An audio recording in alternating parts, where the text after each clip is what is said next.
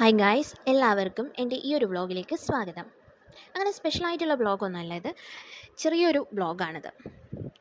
ഇന്ന് സൺഡേ ഒക്കെ അതിനെക്കൊണ്ട് വീട്ടിലിങ്ങനെ ചുമ്മാ ഇരിക്കുമായിരുന്നു. എൻ്റെ നീസ് വന്നിട്ടുണ്ടായിരുന്നു ഇന്ന് വീട്ടിലോട്ട്. അപ്പോൾ ഞങ്ങളിങ്ങനെ പണ്ടത്തെ കഥകളും ഓരോ കളികളൊക്കെ പറഞ്ഞ് ഇങ്ങനെ ഇരിക്കുമായിരുന്നു.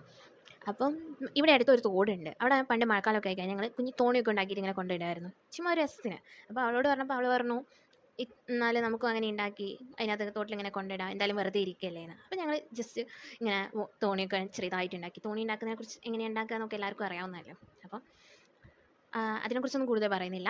അങ്ങനെ ഞങ്ങൾ തോണിയൊക്കെ ഉണ്ടാക്കാൻ തുടങ്ങി. പിന്നെ ഇപ്പം പെട്ടെന്ന് ഉണ്ടാക്കാമെന്ന് വിചാരിച്ചുകൊണ്ട് വലിയ കളർ പേപ്പറൊന്നും വെച്ചല്ല ഉണ്ടാക്കുന്നത്. സാധാ വീട്ടിൽ നിന്ന് ഒരു ന്യൂസ് പേപ്പർ എടുത്തിട്ട് അത് വെച്ചിട്ട് അങ്ങോട്ട് ജസ്റ്റ് ഉണ്ടാക്കുകയാണ് ഞങ്ങൾ. ഒരു 4 തോണി ഉണ്ടാക്കാം, എന്നിട്ട് കൊണ്ടുപോയിടാമെന്ന്. ഈ തോട് ഞങ്ങളുടെ വീട്ടിൻ്റെ അടുത്ത് തന്നെയാണ്, അധികം ദൂരമൊന്നുമില്ല. ഇവിടെ പറമ്പിൻ്റെ സൈഡിൽ കൂടെ തന്നെയാണ് തോട് ഒഴുകുന്നത്. തോട്ടിൽ ഇപ്പം ഒഴുക്ക് കുറവായിരിക്കും, കാരണം മഴ ഒന്നും അധികം ഇല്ല, കുറവാണ് മഴ എന്ന്. അല്ലെങ്കിൽ മഴ പെയ്ത് കഴിഞ്ഞാൽ നല്ല ഒഴുക്ക് എന്ന് പറഞ്ഞാൽ നല്ല ഒഴുക്കുമാണ്, നല്ല ഉയരത്തിൽ വെള്ളം നിറയും ചെയ്യും. ഒരു 10-15 വർഷം മുന്നേ ആ തോട്ടിൽ നിന്ന് വെള്ളം കൊണ്ട് എടുക്കുകയൊക്കെ ചെയ്തിട്ടുണ്ടായിരുന്നു. അപ്പോൾ തോട്ടിന് വീതി കൂട്ടിയിട്ടുണ്ട്. അതുകൊണ്ട് തോട് എന്നാലും ഞങ്ങളെ പാലം തൊട്ടില്ല എന്ന അവസ്ഥയിൽ വരെ ഇവിടുന്ന് വെള്ളം പോവില്ല. അതുകൊണ്ട് നല്ല മഴ പെയ്യുന്ന സമയത്തൊന്നും ഇങ്ങനെ തോണിയൊന്നും ഉണ്ടാക്കി കൊണ്ടുപോയിടാൻ പറ്റത്തില്ല. ഇപ്പം തീരെ വെള്ളം കുറവായിരിക്കും. പെട്ടെന്ന് അപ്പുറത്ത് കനാലുണ്ട്, ആ കനാലിലേക്ക് വേഗം ഒഴുകി പോകും വെള്ളം. അതുകൊണ്ട് വെള്ളം മിക്കവാറും കുറവായിരിക്കും, ഒഴുക്കും കുറവായിരിക്കും.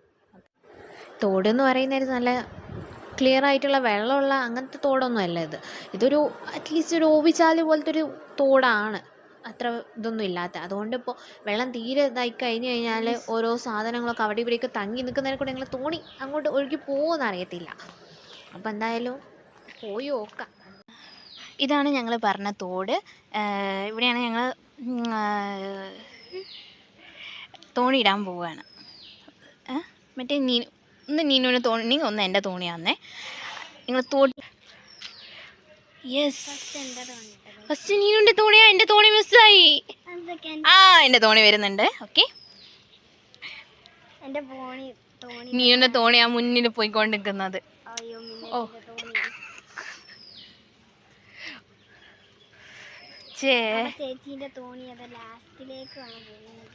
യെസ്, നീനുവിൻ്റെ തോണി ഇങ്ങനെ ഫസ്റ്റ് എത്തിയിരിക്കുകയാണ് ഗായ്സ്. ഇനി നമ്മൾ സെക്കൻഡ് ഇല്ല ഇവിടെ നിന്നിടാം. ഇനി സെക്കൻഡ് റൗണ്ട് ഇവിടുന്ന്. ഫസ്റ്റ് റൗണ്ട് അവിടെ നിന്നല്ലേ ഏട്ടെ. ഇനി സെക്കൻഡ് റൗണ്ട് ഞങ്ങൾ ഇവിടുന്നാണ് ഇടുന്നത്. അപ്പം നോക്കാവേ. Yes, 1 2 3 start.